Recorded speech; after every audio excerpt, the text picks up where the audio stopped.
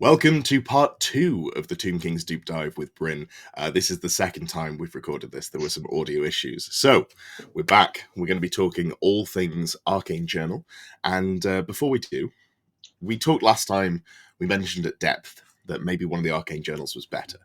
Which of the two of those do you think you're more excited to talk about today? So definitely it's that Mortuary Cult. I've been playing this since I think about basically when the book came out. I've loved it. The whole theme about it, it's monsters and magic, and that's why I love fantasy. So it's my army to the core. So I cannot wait to talk about that. Excellent stuff.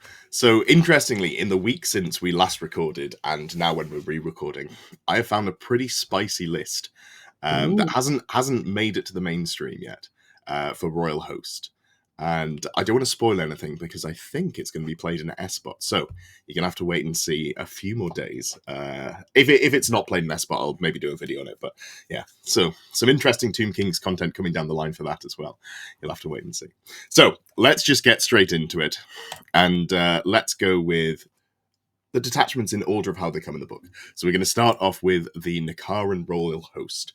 The main thing to note for these two Arcane Journal detachments is that they've got very different composition lists. So here you can have unlimited Tomb Kings, but you have to have at least one Tomb King or Tomb Priest. And you also can't have Lich Priests, and you can't have Necrotect as well, which I guess makes sense because they're the slave drivers, so not super fitting for the Royal Host. How does this shape the Royal Host list in your eyes? So it's really different to the Grand Army and very different, obviously, to the Cult list.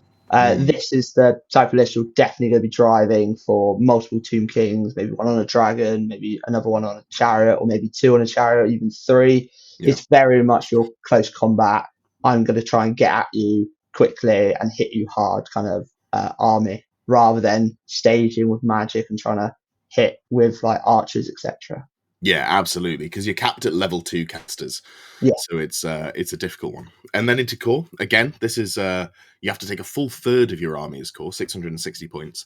And you can take one or more units of skeleton chariots. You have to take at least one. You can take 0 to 1 unit of tomb guards or tomb guard chariots. A little bit weird. I'd have liked it to be one of each, maybe, if you're really leaning into that Royal Host. Definitely one of each. Yeah, that's fine. You can still do fun things with it. And then you've got the archers, the infantry cohorts, and the cavalry cohorts as well. My opinion has changed on these a little bit over the last let's say 2 weeks. So we'll get into those. Then in special, you've got the Tomb Guard, the Skeleton Skirmishers, the Horse Archers, Ushabti, Necropolis Knights, Tomb Guard Chariots.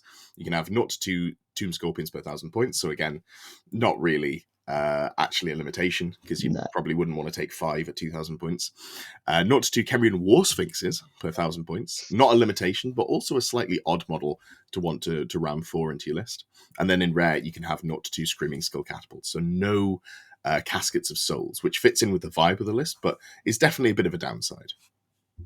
Yeah, definitely. I'd say like with the special and kind of rare, it's, as you say, you can tell it's very much down to the infantryman rather than the monster side, because obviously there's no Necrosphinx, obviously no caskets, and it's kind of pushing down those kind of routes. And as you said, we talked in the last one, the biggest downside, I think, of this whole special is that Skeleton Horse Archers are not core, because you will probably want to be them with the Chariot Runners, because obviously this is probably our closest thing to a nomadic war-esque kind of army with pushing for chariots and whatnot. So Skeleton Horse Archers are great with chariots, so it's a shame that they're not in core, because you will probably be taking them.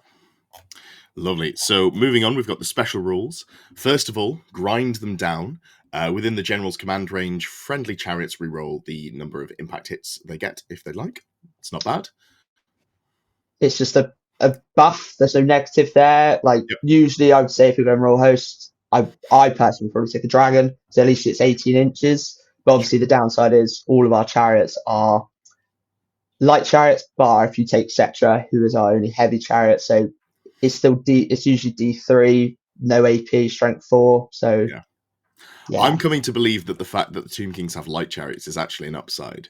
Okay. We can talk about that though. I'm interested on this. Yeah, there's some spicy stuff brewing in the Tomb King world. Language of the priests. The general has to be a Tomb King or Tomb Priest, but you can pay 35 points, make them a level 1 wizard. If they do, they know the spells from Necromancy, also become the Hierophant, even if they're not the highest level wizard. This is just the rule that both detachments get. It's inverse the other way around, but basically this is your army now works. So yeah, because if you looked at the army list, there was no requirement of a mortuary priest. It's because of this. Like, you still need a hierophant, but it's just if you want to just go, I'm not going to bother with level 2s. I just want to take my big dragons. You just have to make one of them a level 1. So it's not too bad. You give them the reroll ones to hit spell. Usually I would do, or try the reserve move just so you can move everything up. But it just means you don't have to take attacks with a priest if you want to go this full combat army. Yeah, which is great. Like they've done a really good job of writing 2 different detachments. They're playing very different styles and appeal to different sort of fantasies. Lion weight, 0 to 1 units of skeleton skirmishers per 1,000 points can have the ambushes special roll for free. Yeah, save a point per model. If I wanted it, I'd pay a point for model. I'd rather not have it as a rule, but they have 5 rules, so it's not too bad. Masterful Outriders, Skeleton Hawk Archers, 1 per 1,000 can have Chariot Runners for free. See notes above. Yeah, it's just once again, save a point. I say if you're going more chariot based, you're going to be taking the skeleton horse archers anyway, so it saves you, I don't know, 10 to 15 points a game. So now here's the spicy one. Steadfast Discipline. A unit with this special rule can volley fire during a turn in which it moved or while performing a stand and shoot charge reaction. So that's pretty cool if you've got a big unit. Yeah, so the infantry cohort has this. Yeah. That you can put light chariots into. Yes, I have been hearing about this. Chariots don't have lumbering. Only heavy chariots have lumbering. So let's just very briefly, and I won't go too into depth. We'll see if I talk about it next week for S-Box. I've seen the list that might be coming. Basically, you can just take massive bricks of infantry cohort where you've got like 2 ranks of spears at the front. Everyone else has bows, and then you go put tanky chariots in. So you've got a BSB in there. You've got a lord in there. You've got some sort of like you've got the poison amulet. So the entire thing is shooting poison shots. You've got an elementalism level 2 with Lore Familiar and a power scroll to try and teleport it around the board. It's the only thing holding this army back from being really disgusting is that you can't get a level 4 in there as well. So it's a real trade-off. Yeah, I do think it would be quite oppressive if you could get that level 4. Yeah, because obviously we've seen the goblin brick that's been doing well killing dragons. This thing can move around the board and also still shoot non-large targets. So that makes it significantly scarier in my eyes. All right, well, enough about that. We've got the Mortuary Cult. So, composition here, this is the mirror. You've got 1+ High Priest or Mortuary Priest. So you've got to have at least one, but you can have as many as you like. 0 to 1 Tomb Prince or Arch Necrotect per 1,000 points, and then Necrotects. So here, you can't have the BSB, the standard BSB, the Royal Herald. Makes sense. And you can't have Tomb Kings. Makes sense. And you capped at the number of Tomb Princes you can have. And then you can make a Mortuary Priest a BSB for 25 points, which is something you probably will do. And one of the few times you'll see Tomb Kings run a BSB outside of that big brick of massive death. Yeah. So I've been currently running 3 level 4s and a level 2. So I've personally running with 3 Necromancy Wizards just to try and go down that kind of leadership debuff with caskets, with Screaming Skulls to make so I played Richie last night and we got to a -6 on his big brick and it just wiped through. I think 7 of them just got Longbeard just got annihilated because he was on leadership 4. Even with a reroll, it just can really hurt. And then that level 2 BSB, the BSB is just really strong because especially in this one where you're going to be needing to make sure you arise here because of one of the special ability we'll get onto. Yeah, absolutely. And that's because the vortices, their debuff does stack. It's only hexes and enchantment that don't. It's spelled out in the rules. Vortexes do. So your is it not Unquiet Spirits? It's Spiritual Vortex. Spiritual Vortex has Vortex in the name. So we did some maths on it. Me and a person called Charlotte, who's currently playing the Esport Toronto and is currently winning it at the moment. So, hell yeah. Good luck, Charlotte. So on one wizard to only get 1 Spiritual Vortex, it's about 23%. 2 of them is 44%, but 3 of them was 30%. So it shows that with that third wizard, you're more likely to get 3 than 1. So it's really kind of, you're more likely to get at least 2 of those -1 leadership buffs. Yesterday I had 3, and it just really helps. It can really stack massively. Yeah. So just a slight off tangent here. My take is that we're moving into a world of the poison shooting brick.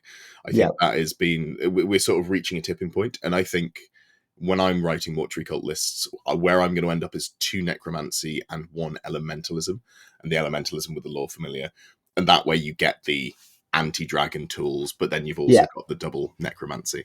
But that's the fun of it. They've got 3 laws. All 3 laws are really good, and you can play around with all of them in various combinations. Core, you can have warriors, archers, skirmishers, horsemen, and horse archers, just all of the standard stuff there. You can have 0-1 unit of tomb swarms in core. You will do this. You can have 0-1 unit of Ushabti. You will probably do this. Yes, you will. And then 0-1 unit of necroserpents. You could do this, and it's not a bad choice, but you might not find you have points left to do this. So yeah, with the core, once again, I think the big downside is that 33%, just because you have to then obviously put 660 points in. Yeah. You'll use Ushabti and swarms. I think they're going to be a must, just because they're really points efficient. Swarms are the thing that keeps this list going, I feel, just as what the special ability we'll get to in a minute. Yeah, absolutely. Special tomb scorpions, you've got to have at least 1 per 1,000 points, so minimum of 2. You can have Ushabti, venerable Ushabti, tomb swarms, carrion, sepulchral stalkers, necroserpents, and skeleton chariots. Great. This list doesn't feel very limited at all, I'll be honest. Mortuary Cult kind of just get everything. And then you can have a 0-1 necrolith colossus or necrosphinx as a special choice. And this is kind of like the 2 ways to build it. You can either go full leadership debuff, Casket of Souls, just gonna, effectively vampire count scream you to death, but at long range. Or you can go monster mash, and both are very valid. So it kind of depends which way you want to build. Into the rare, we've got the Colossus and Necrosphinx, the 0-2 Screaming Skull Catapults per 1,000 points, so you could run through if you wanted, and 0-1 Caskets of Souls per 1,000 points. But you can have up to 33% of your army points, which means that you can have, very comfortably, 2 Caskets, 2 Screaming Skull Catapults, or you could probably fit 3 Necrosphinx. 3 Necrosphinxes in there pretty comfortably. So I think I've worked out that I think you can actually take double Casket, double Necrosphinx, and then a Necrosphinx and special. So you could do something like I was trying to think of a list with how many big T6 monsters can I fit in a list, and that was one way. Yeah. The only downside to that is, because obviously you have to take 660 points in core, that takes away points from characters who are really good. So you've got to kind of I can't have all of my toys. No. It's a real shame. Perfect. And so the stuff there's pretty good, the organization force, but also the rules are pretty good. So authority of the Hierophant, this is the rule that makes the army work. You've got to have at least 1 Lich Priest as your Hierophant, and also that model is your general. Consolidates your important models down to 1. Just make sure that one's protected. Don't let it die, because otherwise you're probably going to lose, especially if it happens too early. Harmonious incantations. If a Lich Priest within a Mortuary Cult army uses a rise within the command range of 1 or more other friendly Lich Priests, they increase the number of lost wounds the chosen unit plus 1 wound on a rise. There we go. And remember, this is not models in your command range. It's models that you're in their command range, which feels a little bit backwards, but if you think about it as them buffing you, it makes logical sense. Yeah, so most of the time you're going to be within 8, but obviously one of yours is the general, which is 12. Usually you're going to have your BSB, which is also 12, so you've got to just keep within 12, one of them. And what's great is it means healing monsters, and for me, most importantly, my Casket, you get 2 wounds back rather than 1, so you can really just keep those things alive. That is really nice. Sepulchral Animus. So this is basically, you can sacrifice wounds from constructs, and you get that many as a plus to cast. It's 1-3 wounds, and it's 1-3 on the plus to cast. And the models that you can get, you can suck from are models with the Nehekharan undead. So can you get that from skeletons as well, or is it literally just the constructs? So it says the troop types, so it's swarms, monster infantry, monster cavalry, creatures, and behemoth. So it's basically anything that isn't just a normal skeleton. But your choice of here is always going to be your swarms, because I run a unit 4. That's 20 wounds to take, And then on an arise, you get D3 plus 5 each thing, because you're obviously going to be within range of another Lich Priest. So minimum, you're getting 6 wounds back a turn. So it is massive. And I'd say, I think last night I used that for 50 wounds from them, and they were still alive at the end of the game, full wounds, I'm pretty sure. It's pretty good. It's pretty good. So something to mention as well. Caskets of Souls give you an 18-inch bubble of +1 to cast? So it's 12 inches. 12 of +1 to cast. It's yes. So 12-inch range of +1 to cast, which means that with this you can be at +8 to cast. Yes. There are not many spells in the game that have casting cost of 12. In fact, I don't think there are any. Which means if you go for the full combo, you can cast any spell in the game on a 3, which is just anything but a miscast. Yeah, so for me, I very much map it out every time. So if I'm not in range of a caster, I take the wounds for just not double 1. And then for spells like Spiritual Vortex, which is an 11 plus, I obviously chuck my wizard out. I get +8 to cast. So I only need a 3. And then for them to stop it, they need quite a lot, even on that. So they'll need an 8 plus minimum to stop me. Usually it's pushing up to 10 or 11. And then I jump away. It's really strong. And what's great is, so I take level 2, Law Familiar Illusion, just so I have my eyes, but just so I have Colin to protect myself. He can act like a level 6 with a +6. So it's not bad. So I need a 5 to get my eyes click off, or a 4 for Column. It's better than a level 4 on its own, so it's quite crazy. Yeah, absolutely. And if you really wanted, you could go Power Scroll as well, but that might be overkill. That might be. Yeah, and then finally, the Terrors below. Tomb Serpents and Necroserpents can have the special rule for 2 points per model. When they're placed on the battlefield using the Beneath the Sands, which is entirely within 12 inches of a Lich Priest after they pass a leadership test, but outside of 6 inches of any enemy models. You can pick an enemy unit within 8 inches, whose troop type is regular infantry or heavy infantry, and then that unit must take a number of initiative tests equal to the unit strength of the unit that's popped up. So for Tomb Scorpions, that's going to be, what are they? 3. Yeah. And then the Necroserpents are 3 as well, but you can take multiple of them in a unit. So it's not the size of the unit. If you've got a big brick of 90, they're not taking 90 tests, unfortunately. But if you've got, you went 6 Necroserpents, you'd have to be, here's 18 initiative tests. Yeah. So this is, I think I go back and forwards on this one. I think I don't mind paying for it, but I'm not necessarily sure that I'm looking to leverage it all that often, because a lot of armies aren't super bothered about it. So it's 2 points per model. So if I'm running my Tomb Scorpions in ambush, I'm going to pay the extra 2 points personally. Yeah. It's really good, obviously, versus dwarves, because they're initiative 2. And it's great versus in the mirror match. So I played at LGT. A guy had his Hierophant with the Cloak of Tunes, so he couldn't join the unit, and I had 2 of them. So he had to just play really defensively. He had stuff all protecting it, and he wasn't playing as freely, because I was like, if I can get within 6 inches, you've got to take 3 initiative tests, and your Hierophant dies. And it's not that you lose wounds, you lose the model. Yeah. So it could be like a Tomb King out, 4 wounds. It's like, all right, cool, you die. Thanks for that, mate. So it can be really good, but as I said, I personally wouldn't go all into it, because most people aren't playing infantry, and if they are, they're like leadership 3 or 4, initiative 3 or 4. You don't really care that much. Like the key infantry are usually higher up infantry, like in initiative, so it's pointless versus elves. They're initiative like 5 or 6. Yeah. That's the thing as well. Like the more expensive models typically, and not always, but typically have the better save. So it becomes a little bit of a, when you're getting more value out of it, you're less likely to get it off, which is fine, but also just makes the rule less exciting. Yeah. So let's move on to the special characters. And we have got Settra the Imperishable. Imperishable, in fact. Sees 445 points. And he is a bit of a beefcake. He's, T5, 8 wounds. He's got a 4-up save and a 5-up ward. And a 5-up regen. And a 5-up regen, of course, being a solid undead. And then he's got a whole laundry list of rules. You can take him in any list that allows Tomb Kings, so not Mortuary Cult, but the other ones. And if he is in the list, he has to be your general, I believe, doesn't he? And also your Hierophant. Yes. But he has a command range of 18, so there's some pluses and minuses to that. So he's got a whole laundry list of rules. He's got, let's see here, Dry as Dust and Flammable, which is a combination you expect to see on the Tomb Kings. 2d3 impact hits with the AP2 because he is a heavy chariot. He's Indomitable 3 so him and his unit are less likely to crumble because he can still join units. Law of Nehekharan, just the casting law. My Will Be Done, obviously great. Settra Does Not Kneel and Settra the Great. So Settra Does Not Kneel, you always have to accept a challenge unless your Emissary is in the list as well, which is fine because if you're running him as a solo model, you are probably going to accept it anyway. And if you're in a combat, I assume you'd probably want him to be the one accepting a challenge from a big thing.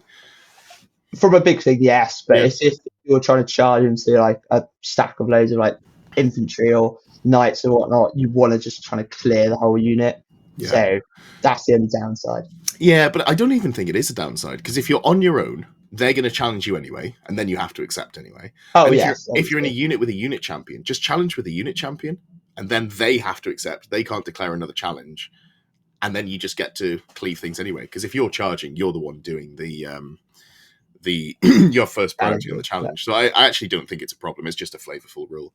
Settra the Great, yes, there we go. Just saying that he is the general, level 1 wizard, all that good stuff. Command range of 18 as well. He does have some interesting weapons, which is because he's strength 6 base, and he's got, is it 5 attacks? So he's basically, he's got an AP3 flaming attacks, magical attacks, 2-handed weapon. And this is any enemy model that suffers 1 or more unsafe wounds, suffers a -1 modifier to hit for the remainder of the game. I typically don't love these rules because you have to hit something and not kill them, which is not my favorite thing to do. Yeah, but with his kind of stat line, like if you're going up versus another big monster, like you're probably not going to kill it turn 1, so it does really hammer them because you can make yourself weapon skill 8 with My Will Be Done. So when they try and hit you back, most things like big stuff is weapon skill 7, so they hit you on 5s. So it really hammers it down, and obviously you've got the triple saves. You could quite likely keep yourself alive, but it is that it's the model has to live for the rule to count. So yeah, because it's not the unit, it's literally the model. So if you go into infantry, you don't get any use out of this, but it's on there. So you also get a 6-inch bubble of My Will Be Done from the Crown of Nehekharan, which is quite nice. So I know last time we were talking about this, you were talking about having him potentially solo with a couple of units of chariots on either side to get the benefit from him. Yeah, so not running him in a unit because in the Royal Host you can run him with Tomb Guard chariots, even though he is a heavy chariot. But having that, you can work as like a trio. So you can have 3 units that get the plus movement. So you'll go up to movement 10. So you've got 3 units with charge range of 19, and they're all that you can have multiple initiative buff. You can go weapon skill, etc. So it just affects more things, really. Cool. All right. And then you've brought up, he can join the Tomb Guard chariots as if you're a light chariot, which is good. Can't put him in a unit of infantry, but you can run him. That's the new hotness. Damn. Yeah, you can run him with a bodyguard of Tomb Guard chariots, which are pretty cool. Moving on, we've got another special character, and this one I'm less excited by, I will say. Something we highlighted last time is how good the model is, because this model is very cool. It's gorgeous. It's amazing. It's the one that's basically a model that's just scarabs, right? It's just that. It's beautiful. Yeah, great. But you could use it for something else because maybe you're not using it for this. So he is a confused model. He is a Tomb Prince, so you can put him in, I think, any of the armies, all of them. Any of them, yeah. He is a Scarab Prince, so when he loses his last wounds, all enemy units within 2d6 suffer 2d6 strength 2 hits at AP1, which is just an upgraded version of the regular, oh no, you've killed my my big thing. Usarian's Reaper, after deployment, nominate a single character. You reroll any failed rolls to hit or wound against that character, and they become magical attacks. So that's fine, but he's only equipped with a hand weapon. Kapesh, -1. Okay, he's got an AP1 Kapesh with his weapon skill and strength 4, and he doesn't have My Will Be Done. I'm not super sold. He's an interesting chap. He can come in as an ambusher, which I usually wouldn't recommend. He does have fly 9, so this model is able to march if you wanted to, just yeet him up the board on his own. Indomitable 2 is great. Loner, so he can't join much of anything. 5-up regen does cause terror, so he's a cheap terror causer. That's not nothing, that's quite nice. And he does have a breath weapon, which is strength 2, no AP, but you always wound on a 4+ regardless of toughness. 130 points. How are you feeling about this chap?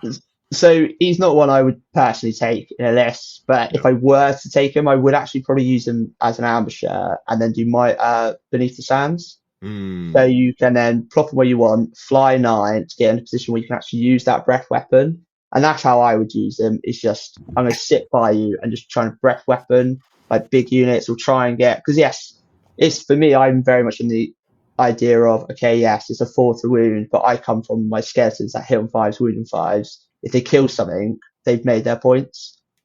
And as you said, also, it's a terror thing, so you could make them quite all right. So you say that, but skeleton archers are what, 5 points per model? Yes, I know. Yeah, I this know, chap's a little more expensive. Also, weirdly T3, which makes sense thematically, but I don't love. So there's one way I've used them. I've used them once in like a friendly like escalation league, but I gave him Steed of Shadows, so he was ethereal as well. So sure, the hardest kill, but yeah, he's one I wouldn't play competitively, but definitely for a fun game. Sure. He's great fun to play with. Yeah, that's very reasonable, I think. So next up, we've got the Emissary of Settra. Nekaph. All these words are so hard to read. So he is a royal herald, so he can only go into the royal host and the general. And I believe, oh no, you can take him without Settra, which feels a little bit weird, having your herald there without being. He's the one spreading the word of you, kind of thing. That's fair. The Pope isn't everywhere, nothing like that. Yes. So we've got a fairly standard Royal Herald stat line there, 120 points. You are on foot, and you have got a good laundry list of rules. Basically, Killing Blow is the main one that you pick up, along with Settra's Champion and Sworn Protector. So, Settra's Champion, you always accept and issue challenges. So always issuing the challenges here is the bit that's a downside. But, however, his challenges can't be refused. And in a challenge, his killing blows are 5s and 6s instead of just 6s. So there is some play there. And then the Flail of Conquered Kings is a great weapon that isn't at, strikes last, and it has multiple wounds too. Sorry, it's a flail. Yeah, it's a flail is the big thing. Yeah. Multiple wound 2 flail, which is quite nice, honestly. Initiative 4 is not bad. You've got multiple ways to buff the initiative of a unit in Tomb Kings. So I can see this guy being actually a pretty nice, spicy little foot character infantry killer. So I think it's one of those that you look at and you go, I don't want it now, but at some point, if the meta changes to bricks of infantry supported by foot characters, I kind of might want this. This is pretty cool. Yeah, so for me, like if you're going to play Nekaph, you need to take a prince at least as well, just to try and get up to that initiative 7, because then most things that charge you, once again, they start kind of the rough same initiative. They'll get their +3, so you can go quite high. If you run an elementalism wizard as well, so I see him more in a grand army, because then you can give the what's it called, urban ramparts. So you get a 5 up ward as well, and also means you're defending a low lineage school, so your opponent doesn't get their initiative bonus. So you should always be fighting first, because in a challenge versus, let's say, non-monster stuff, you've got a good chance of killing them because it's killing blow on a 5 or 6 in a challenge, and also he's strength 6 -2, multi wounds 2. So there's a good chance you could stay alive, but it's just if the person gets the initiative on you, you've got a 6 up, 5 up regen. That's it currently. So it's a bit like, I'm going to die, basically. I need to hit first. Yeah. Basically, in a combat against a hero level character, something with your 2 wounds, your T4 or 5, I would put money on the Emissary to win. Yeah, that's how I'd look at it. And 120 points, that's pretty cheap, and it does a job that you want it to. There is one rule that I saved to last that I want to talk about. Herald of Despair. Any enemy unit in base contact with him or the unit must roll an extra d6 when making a fear or terror test and discard the lowest result. Here's something that's interesting. Terror test when you're in base to base. If you're in combat, you don't make terror tests because you're locked in combat. So this is where I've probably been misreading it and understanding it, because I've played it once or twice, and I've always played it in a sense of, when I charge you, you make your unit with terror, the terror mask. You roll 3d6. It sounds really useful. Yeah. But no, you're right. And it's not even if they charge you. No. It's when they're in base combat. So once they've gone past the first fear test and made it into combat, so it's the second round of combat that they'll have to take the fear test.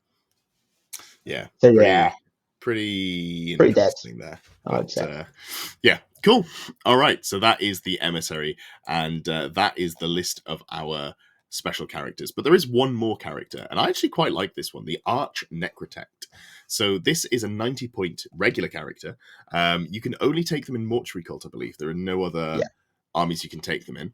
So they're a mid-level character. You can give them 75 points worth of magic items. They've got a 3 wound, 3 wounds, 3 attacks, so they're pretty solid there.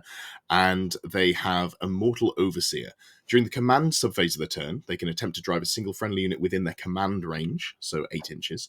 If passed, that unit gets plus D3 to its initiative, which is really nice, because that's not just for infantry. This is very specifically written to be able to buff up, for example, your Ushabti, if you want to get them to it's your slap big and stuff. higher. This is what it's for. Yeah. Because Necrotects kind of buff the infantry, and the Arch Necrotect can buff infantry, but also can go in on the bigger stuff, where extra attack 1 on a Necro Sphinx is kind of whatever, because you're going from 5 to 6. Just in this case, be like, sure, I'll have the initiative. That might actually be quite nice. Yeah. Stone Shaper, really doubling down on this. During the command subphase, if not engaged in combat, nominate a single Colossus, Necrosphinx, Ushabti, or Venerable Ushabti in command range and improve their regen by 1. So going from a 6 up to a 5 up, basically. Or on a Necrosphinx, it goes from a 5 up to a 4 up. So it can really keep that big boy alive, especially even if you're not going to charge. If your less is a cannon and they're trying to get rid of it, it's like, well, I've got 4 up to just stop your wounds going through. So you can really keep your Necrosphinx alive. Yeah, I really like them. The thing I struggle with is they're 90 points. And I think most of the time in Mortuary Cult, you struggle to get 90 points that you want to spend on a character that is just a sort of, it is buffing something that you're not building your list around. Maybe if you go more Monster Mash, or maybe if you want if you're to going Monster Mash, I can see it potentially. Yeah, because you can go like a big, large line of your Ushabti, play Elementalism, make them have a 5 up ward, give them this +1 regen, so they have a 5 up, 5 up, 5 up, stand and shoot. You've given them plus initiative. You could potentially be fighting before whatever charges you. So it's a big thing, but yeah, if you're going down the magic route, you're not taking them. It's if you're properly going down the Monster Mash. Yeah, I think that's fair. They're an interesting unit at the very least. And again, I think if we see the game change in terms of the meta of what people are bringing, that's when we might start seeing these. Because I think they're good. I think they're just not suitable for what people are playing at the moment. Yeah. Here we go. Infantry cohorts. I have a new appreciation for these. So they're 5 points per model. You have to take at least 10 of each. So you've got a squad size of 20 plus, but you don't have to take, you could take, say, 20 warriors with spears, and you could take 80 bows. He stresses. You could take 80 with bows. And you can only take these in royal hosts, so they always have the volley fire rule, basically. Yeah. So even if you move, or if you're standing shooting, you can always volley fire, which is pretty neat. So you've got a variety of rules in there. The important one is Motley Crew, and that just enables and allows you to have these mixed arms in there. The way that it works is you take the majority save. So if you want to get them up to a 5-up save, which I don't think is super worthwhile, you need to have the same number of warriors with shields as you do archers, or slightly more warriors. If you are less bothered about that, you can take less of them and just get more bows in there. And when you lose models from shooting, you take an equal number of each. So you just go, 1 bow, 1 spear, 1 bow, 1 spear, 1 bow, 1 spear until you run out. Or if you're in combat, you take the models that died. So whatever's in the front rank, those are the models that die first. So Motley Crew sounds really complicated. Play with it a couple of times. It's actually pretty simple. They can have a variety of things. The full command. They can have a 50-point magic standard, which is nice because normally archers can't. And a Master of Arms may purchase magic items up to a total of 30 points. That's a very specific number. Oh. Is there anything that's 30 points that you might be interested in picking up? Well, I think there might be a single item worth 30 points. An enchanted item, perhaps. Oh, That's the one. Something to do with a serpent, I think, isn't it? Something to do It with a is serpent. something to do with the serpent. Yes, there is a magic item that gives the unit poison, and you don't have to put it in your character slot. You can put it in your core slot, which is very nice. Yeah, Because Tomb King, well, just most armies at the moment, especially those that can run dragons, they really like having as many points yeah, in characters as possible. So yeah, this unit's really interesting. I think it's very sort of one note. I'm not sold on it if you want to go smaller units, but those no. big, like 100 model units where you might support them with various characters, including ones on chariots, because then they're more tanky. I really like them. I think they're really solid in that role. So something also, let's say you're running two big bricks. Obviously, you take one with the amulet, and then you could also give another one ruby ring. That's also 30 points. It's So true. once again, you're getting it in your core, so it's using up that 660 points that you need to use for core and not using up in your characters. Yeah, that's very fair. Cool. Then we've got Venerable Ushabti, which are like Ushabti, but older. They lose a point of movement because they're old. They gain a pip of strength and a pip of weapon skill. And I think that's it for their changes on their stat line. There's no other changes Yes. there, are there? Cool. You can have, as always, an Ancient, which is your champion, which you probably don't do because if you're taking these ones, you're taking them dragon hunting, so you want to get all of those attacks in. And you've got Ritual blades, which are strength +2, AP -3, require 2-hand strike last, which is, I believe, the same weapon as the regular chapter. Yeah, so it's just a great weapon with AP3 innately. Yeah. So the main difference here is that you get up to weapon skill 5 and strength 5. So you're going to be wounding those behemoths on 3s, which is Yeah, pretty which is nice. really good. Yeah. Another thing is they also magic resist 2. That's the only other change. So it does make them harder to just either try and stop or put spells on, obviously. So it does help there, but Yeah. you can't take bows, so I don't really know what to say, really. I think, again, this is a unit that isn't bad, but No. is maybe not suitable for this meta. I think Tomb King's in a really good spot. So if we see, obviously, we've seen a lot of people playing with dragons, and that's kind of become less of a thing. And then we've seen people move towards Caskets of Souls, and Bretonians are very good at the moment as well. But if any of those things get rebalanced or adjusted, I think Tomb Kings have a really deep book that they can fall back on. They've got a lot Yeah. of really good play styles, and I think they are well equipped to move into the new world, especially if we see anything like objectives or infantry becoming better. I think Tomb Kings are gonna be really well That positioned for that. that's the thing with 2 Kings. They're good at kind of everything. So you can go down. So they're really good at magic. They've got really good monsters. They've got really, like I'd say, quite really good infantry because you can keep bringing them back and they never flee. They've got so many rules that support them. So They're they've so got cheap. it's that they've jack of all traits. So depending on the meta, you can really tailor into it. Yeah, I like them. Cool. So then, and I've been really positive about the You units have, up to yeah. this point. Skeleton Cavalry Cohort. Now, Just skip forgive it. me for No? saying, fuck the Skeleton Cavalry Cohort. All my homies hate the Skeleton Cavalry Cohort. I'll be Yeah. honest, I don't see any use to them. So I they're could just just take worse. horse archers, and you're making me take half the unit as horsemen, and I don't want to do it. Is there any reason for them to exist? This abomination. Probably not. No, Like as I okay. say, skeleton horse archers.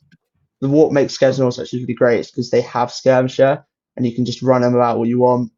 You're always hitting them 5. So I think here, as you say, you've got to take them in squads of 10. They're a close order, so you can't just run freely. And it's a weird mix of Yep. kind of things. They're trying to do 2 things at once badly, and it just doesn't work, in my opinion. Yep. And yeah, isn't this the detachment that you get to give your skeleton horse archers chariot runners for free? Yep. So why are you taking this? I mean, they can volley fire on the move. That's cool. Oh, well, like 3 of them. Nice. That's really good. Yeah, They do hit yeah. on 4s. I'll give them that. They do hit on 4s. That is true. They're better archers, but They got warbows, right? Yeah. I do yeah. love me some strength 3, no AP, no other rule shooting. It's pretty good. All right, cool.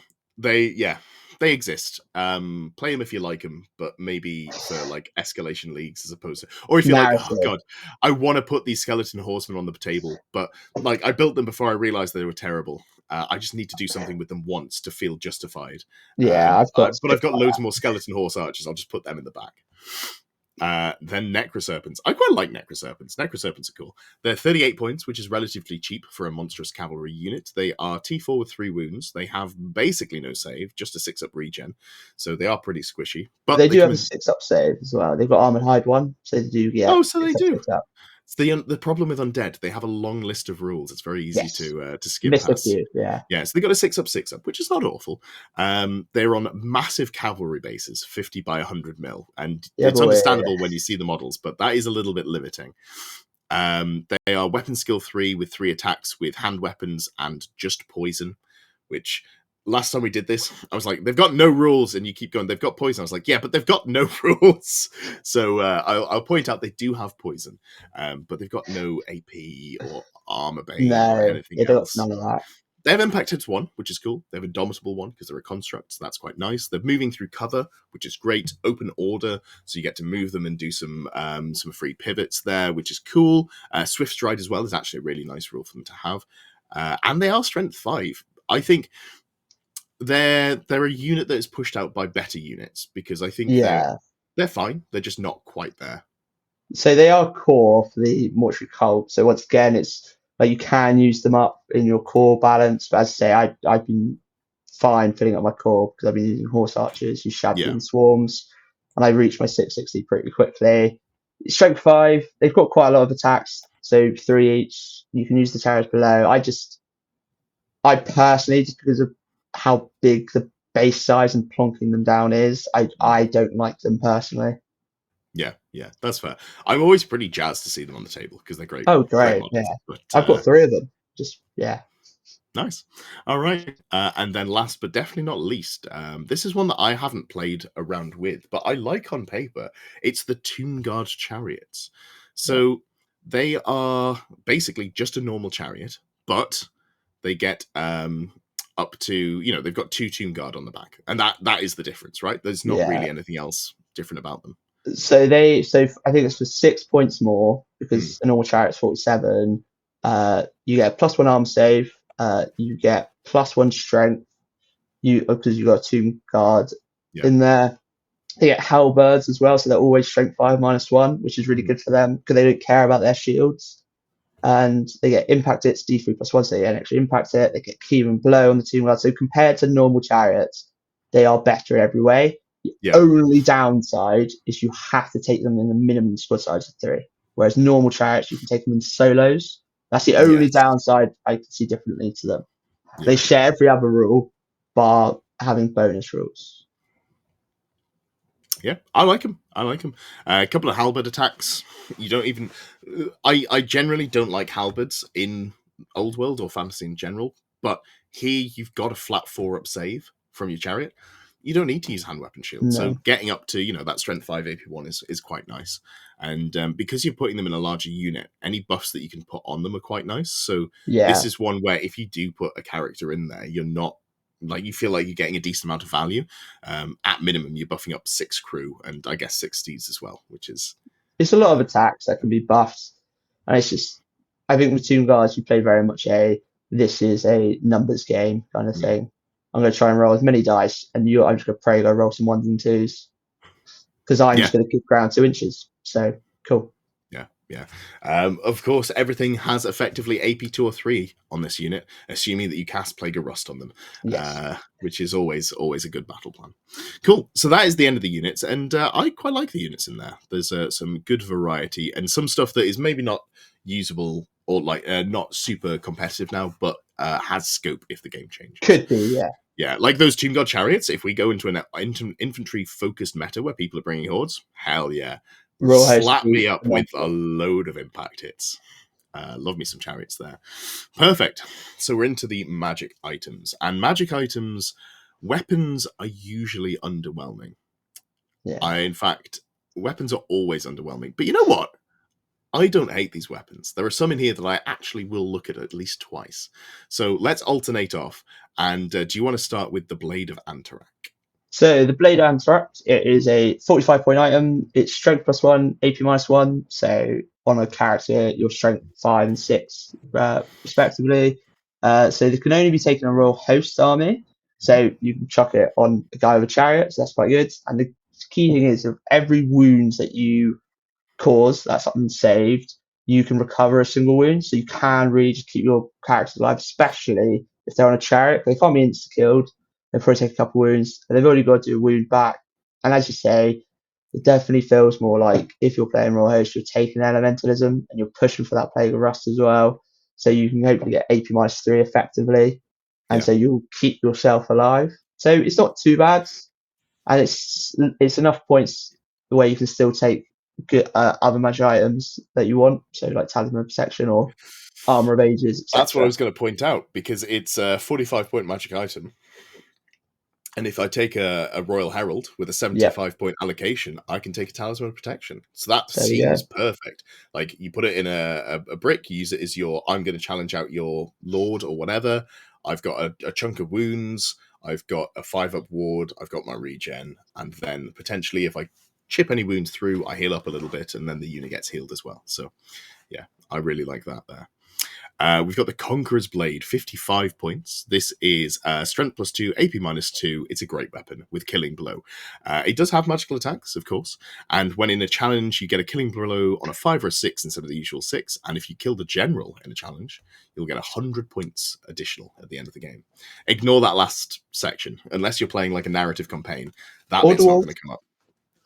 Yeah, true. Yeah. Yes. It's also strikes last, and you're going to put Yeah. it on like an infantry character. So I don't know. I So guess the chariot, it lives on a chariot, right? I've been toying with this weapon because I like the premise of it. Obviously, straight last isn't great, but Mm, a Tomb King on a chariot buffers initiative up, so you +3, you charge, you get +3 again. You go to yeah. initiative 7, you challenge out, and you say it's at 5 or 6 insta kills. But most generals this way are probably on a monstrous creature, so you can't use the killing blow.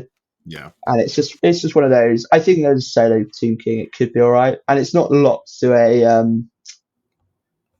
a detachment, so you can play That's in true. anything. So I think there's some premise. It's not the best weapon out there, 100%, but you could have some fun. You could try and tech into it. Have a solo Tomb King on a chariot, nice and cheap. Yeah. Yeah. This is one of those items that you look at, you're like, probably not, but it's close. It's not far off. So like, so far we've had two that are not awful. Do you want to take the next one? Yeah, Patar's Blaze of Justice, 35 points. Strength user, -1, requires 2 hands. It's basically like your Capesh here, but with magical attacks. But has to be on infantry model. But every time you were to fight, you get +1 attack for each rank the enemy has. So once again, if it goes to an infantry meta and it's blocked, blue blocks, brilliant, mate. Give me 5, like 3, 4 extra attacks. But I'll slow you roll there. I don't know if I'd say brilliant, because it is still strength user AP1. the number of attacks, you get AP -3 with the Plague of Rust. If I want, you got to play into God, that. I'm regretting mentioning that earlier, because now you've just got the trump card. It's like Yeah, everything's got a better AP2. That means everything's good. yeah. I could see this on a cheaper character, potentially something that's going to be hitting infantry on 3s, like say you're going into goblins or gores or something of that sort of like not particularly impressive stat line. Not your Black Um, Orcs, not your yeah, Dwarves. anything without heavy armor, basically. You could put this on a hero level character and just be like, oh, I'm getting up to 7 attacks. Jobs are good, and this feels really good. So yeah, I think, again, not now, maybe No. later. Staff of Aeons, 30 points. This is strength +2, AP -1, only be taken by Lich Priest and the Mortuary Cult Army of Infamy. And if the enemy model is hit by 1 or more attacks made with this weapon, they suffer -1 to their armor value for the remainder of the game. So yeah, this is pretty okay. This is replacing the poison staff on the illusion caster on Dragon, I think. So the reason why I prefer that illusion staff is Mm, it's 10 points cheaper and you get AP -2 with that. sure. I know obviously that -1 thing is great, and if you're on a big challenge, Dragon v Dragon, like they'll always have that -1 for the remainder of the game. But Yeah. in that case, for that to take effect, I've got to lose my high Lich Priest on a dragon, kind of thing. Where I'm like, well, I don't want that. So Yeah. surely 10 points extra and -2, kind of thing. Yeah. But this is one that you might actually take. There's definite Yes. reason to run it, and it is a little bit, I'd say, personal preference between this or the poison staff of the serpents, I think it's called in the main book. Yeah, which you can't use the poison attacks with. So. Well, I guess you can. You just not with the illusion spectral doppelganger. You still get 2 attacks with poison. Then maybe you get lucky with those ones. Yeah. Royal Mantle for magic armor. This is Royal Host Infantry, Royal Host Army of Infamy only, and you get +1 to your armor, and you get My Will Be Done in a 6-inch bubble. This is Settra's rule, but just without having to play with Settra, basically. Yeah, so it's not too bad, but obviously the main thing is it's fighting against Armor of Ages for 10 more points. If you're running 2 kind of Tomb Kings, Chariots, or as you say, you're running Settra, you want to really buff out, it can help. And as I say, it's really nice affecting multiple units, getting that in weapon skill, multiple units getting the initiative buff. Yeah. But it's just your versus Armor of Ages, and it's like, if you're taking a Tomb King, that's your first armor you're taking. Yeah, 100%. What do we got next? Warding Splint. It's 35 points. It's heavy armor, and it gives you a 5-up ward, so it's another way, our second kind of talent of protection. But the key thing is, it can also be worn by a Lich Priest. So this is a way you can get a 5-up, 5-up, 5-up Lich Priest, and it's really good. If you're playing double dragon as well, you can get 2 things with a 5-up wards. So I've been toying with a list of double Tomb King Dragon, one with the Armor of Ages and the Talisman of Protection, and one with the Warding Splint. So they both have, one has a 5-up, 5-up, 5-up, the other has a 4-up, 5-up, 5-up. And it's just, can I keep 1,000 points that you can't kill kind of thing. That is how I like to write my lists. So I absolutely approve. Yeah. Talismans. We've talked about this one already, but let's just do it. Amulet of the Serpent, 30 points. The bearer and any unit they have joined gains the poisoned attacks special rule. Weirdly, I guess that means it doesn't apply to your mount. That doesn't matter. You didn't want it. I think it would apply to your mount, just the unit. So the mount's part of the unit. So okay, so if you're on a mount in a unit, you'd get it, but you haven't joined a unit if you're on a dragon. So I don't think this would give you dragon poison attacks, basically. No, it wouldn't, I don't think. Yeah. That's a slightly weird oversight, but it's fine because you're going to put this in a big brick that's going to fly around the board using elementalism to teleport, and you're going to shoot loads of poison shots, and you're going to go pew pew pew pew. Noises are not optional; they are mandatory if you're playing the poison brick. Yes. Every time you roll, you have to make pew pew pew pew noises, and when you teleport, you've got to make plane noises as well, or like some sort of All of these things are, it's a very serious game, and we need you to understand this. Warhammer, very serious. Relic of the Desert Sun, 25 points. What you got? So the bearer of the Relic of the Desert Sun is not subject to Trial Dust or Flammable, so it's not really worth it, except I would say on a Tomb King, because they have both rules, and you can lose quite a lot of wounds quite quickly. But it's just because it's in the talisman spot. I'm going to try and take my talisman protection first because I'd rather try and not lose a wound straight off the bat, kind of thing. But 25 points, it's not a lot. So if you're once again running double dragon, you might chuck it on there. But I find it hard to fit it in just for, I want a better weapon. I want the Armor of Ages. I want a talisman protection. So I can't run it as well, kind of thing.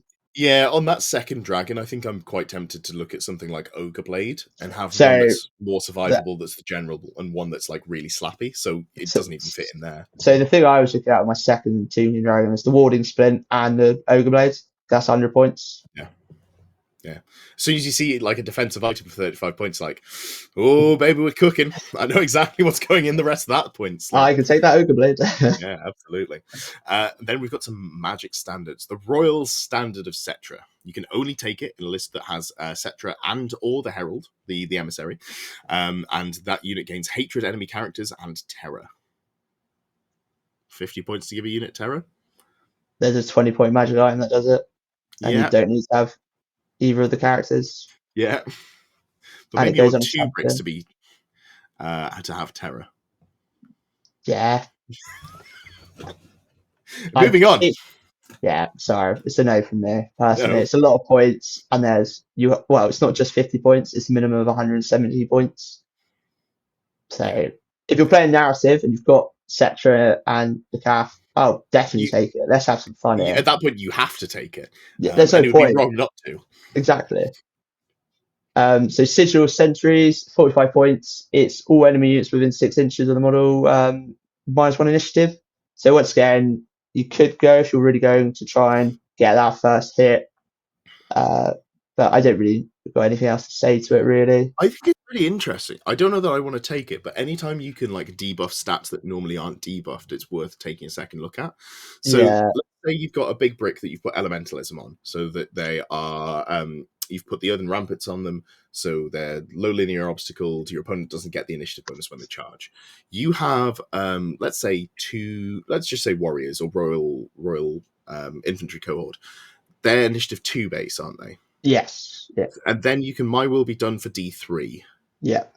So what this means is, if you're leaning into that, you might want to go for it if you want to make sure you're striking first, because you could get them to initiative theoretically 2, 3, 4, and you're getting yourself to initiative 3, 4, 5. So you've got the edge there in terms of striking first. I'm not sure it's worth the commitment, but there is So like an angle to go with. So my issue with it is because if you are going to do that, you're probably taking spears anyway, the thrusting spears, if you're properly going for that. So you're at that at +1 initiative. You've got Princeton there probably for the plus D3. Yeah, But for me, my skeletons aren't there to kill stuff and kill loads. It's to hold up and win on combat res. So I'm going to take the war banner over it yeah. for me because I want to have that static combat res of, oh, I can beat a dragon if you charge me kind of thing. Of course, yeah. But interesting, something to play around with, especially with the Arch Necrotect. I feel like there's some angle that this works, and I just haven't quite put it together yet. Yeah, because you in the Mortuary Cult, you can put it on your BSB, hide them behind your Ushabti, buff them up with Yeah, Necrotect, so they could be on like initiative like 5. Then you get charged -1, so your Ushabti get their stand shoot, and then they get all their Capesh before anything hits them back. So there is, I'd say, little play, but that's how I play it. I wouldn't play it in a big brick. It would be more sure. solo model who can move around, and because it's 6 inches, you can hit more than one unit. Yeah, that's fair. Cool. Then we've got the Tapestry of the Conquered Lands, 35 points. Any enemy standard captured by a unit carrying this tapestry is worth 100 victory points instead of 50. Yeah, I'm not planning on running down loads of banners, I think, with Tomb Kings.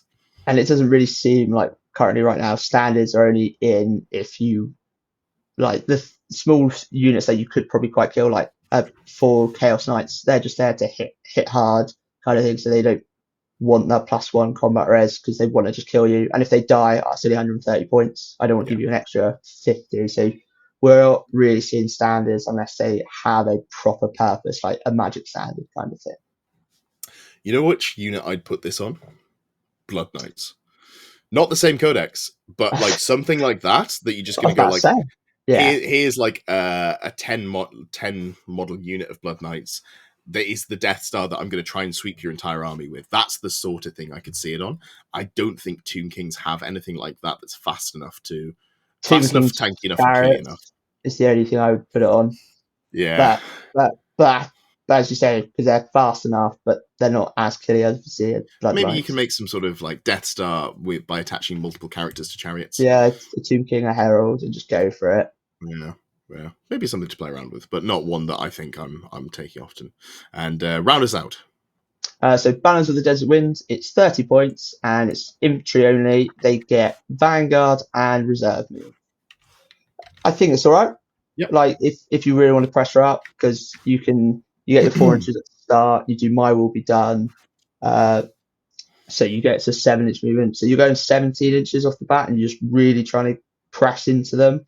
Yep. But obviously, we have the spell for Reserve move, and most of the time, I would personally take it. But it's a bit of insurance. What I wish if it was potentially maybe you could take it on a chariot, so you could get the Vanguard on a chariot. Yeah, that'll that be works. massive. But because That'd it's be good. infantry only, it depends how you're playing it, kind of thing.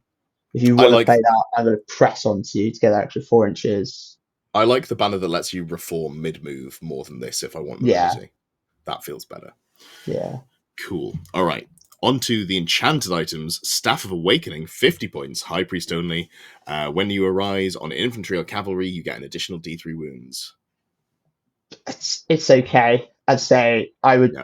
The only it's great on, I'd say, the cult potentially, because Yeah. once again you're always going to be bringing back your Ushabti. You'll be Yeah. bringing 5 plus D3. You could be bringing 8 wounds of Ushabti off one person. It's just a snowball effect, but it's 50 points, and Yeah. I'm struggling to find 30 at the moment for the canopy that stops remains in place spells. So good luck for me finding 50 basically. Maybe in the Royal Host, where you're only taking level 2s to High priest res. only. Oh, it is literally a High Priest Yeah. only. God, that's sad. Yeah. All right. If you could take the Lich Priest, potentially in that Royal Host, so then you there keep on they act as if they're like a level 4 on the res, but yeah, it's High Priest only, unfortunately. All right. Cool. What's the next one we got? So Orb of Betrayal, 40 points. Any enemy that targets this character or any unit they have joined during the shooting phase, they suffer an additional -1 to hit. Seems okay, but obviously at the moment we're not seeing a lot of pistol shooting, or if we are, we're seeing ones that are like the Tomb Kings, where I don't care, I hit you on a 5, or it's out there really fishing for those poisons anyway. So an extra -1 doesn't help. I can Unless you see it on get the them to 7, then it yeah. really helps. So I But can see this on a big brick if infantry become good, yeah, because you can then put the Mirage banner on, so they're -2 to hit and shooting. So it really makes it like, I'd say those poison bricks and whatnot, it stops. You can maybe put on a dragon because they're already -1 to hit and shooting. and you're But it's layering once it with a again, casket as well for the yeah, it's a additional -1. -3. Yeah. It's a lot of points, and in the meta now, it's at the moment there's not a lot of blister shooting really. Yeah. Yeah, I agree. But if you're going for those 2 big bricks, I might be tempted to go for the standard on one and the orb on another, and just make it so you're just playing like an unbelievable stat check at that point, and you're limiting Yeah. the amount of things that can crumble you. Arcane items. You got me fucked up if you think I'm going to try and say that. The canopy, 40 points. Single use, you can, if you're not engaged in combat, you can unleash the contents using a leadership test, and you get 2d6 plus 3 summon skeleton warriors. Summon skeleton warriors are skirmish, and thus I am not particularly happy about this state of affairs. Yeah, so obviously you can't use them as proper move blockers kind of thing. This is just the old kind of like raise dead mechanic back in 8th. I think Vampire Counts had a spell to raise like a unit of They still zombies. do, yeah. But it's just that kind of like, once again, it's on a leadership test. Once again, you are going to probably re-roll it, but Yeah. it's 40 points that could do nothing. As you say, they're skirmishes, so you can't properly block off. It's Yeah. just it's a weird one. Like I personally wouldn't, kind of thing, because I'd say it's in the arcane items. There's a lot better stuff. So I want my lore familiar. I want End kills canopy. the The spell all remains in play spells from the main So one. those That's are the very two good. I'm going to choose over this. Yeah. So Cool. What about the next one? so Curse Weaver wands, 20 points. The Bearer of the Curse Weaver wand gains +1 modifier to casting rolls when you're attempting to cast a hex spell. Mm-hmm. This sounds good overall, but I play the cult and I get a +8. A +1 doesn't really help me that much. And also, because you can't layer it with a lore familiar, there's a chance that you roll it and it doesn't do anything for your game. And it's like, oh, that's 20 points wasted. Yeah. Cool. And then finally, the Tablets of Tahoth. 20 points. You can buy up to 3, each of which is single use. When you're making a casting roll, before you roll, you can use any number of tablets and you get +1 to the casting roll. Just take Power Scrolls. I'll just take a swarm, mate. It's just better. Yeah, but you might be taking this outside of Mortuary Cult. Yeah. Just take Power Scrolls. They're the same points. They're significantly mathematically better. So if it was like after the casting roll, just so you could be like, okay, I need one more to get this important spell off. Because I've done it with the cult where I've taken 3 wounds and then rolled an 11 on the dice. I was like, well, I didn't need to waste 3 wounds here. Yeah. But I'd say for 20 points, just take a power scroll if that's what you're going down. Yeah, I agree. And that takes us to the last of the magic items. So let's have a little bit of a quick wrap up there. How are you feeling about the Arcane Journal? How do you feel it leaves Tomb Kings in the state of the meta? So I think it gives them a really good. It's a really good book to say the least. It gives them I would say three different play styles to book alone. So you've got the magic from the cult, and you've also got the monsters from the cult. You can obviously we've been talking. I know last week you weren't a fan of the royal host, but there are Things have ways. changed. Meta's changing, but what this does, it makes the Tomb Kings, I think, probably one of the most kind of spread out. So you can play any sort of meta. You can go Yeah. Grand Army, you can go for that royal host, big bricks of infantry. You can go all the magic, you can go all the monsters. So I think it really just solidifies Tomb Kings as why they're currently one of the best at the moment. And Mm. the Cole is my favourite. Just Ushabti and magic. I don't know what else you want. They're pretty good. They're pretty good. Perfect. Well, thank you so much for joining me. It's been great. And I hope you enjoyed. There's plenty of Tomb King content on the channel. And I know you were talking about potentially putting a channel together. So keep an eye out for Bryn's channel in the future. We will have him back on when he launches that. Keep your eyes peeled. More details coming.